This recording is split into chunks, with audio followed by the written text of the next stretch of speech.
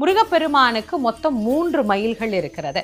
உலகத்தை வலம் வருவதற்காக பிரணவத்தை மயிலாக்கி பிரணவ மயிலோடு உலகத்தை வலம் வந்தார். அதுதான் முதல் மயில். அதற்கு மந்திர மயில் அப்படின்னு பேர். சூரனை சம்ஹாரம் செய்வதற்கு புறப்பட்ட போது தேவேந்திரன் மயிலாக இருந்து முருகனை சுமந்தார். அது தேவமயில் அப்படின்னு பேரு. அசுரனை சம்ஹாரம் பண்ணின பிறகு சூரன் சேவலாகவும் மயிலாகவும் மாறி முருகப்பெருமானை தாங்கி கொண்டார். அந்த மயிலுக்கு அசுரமயில் அப்படின்னு பேரு.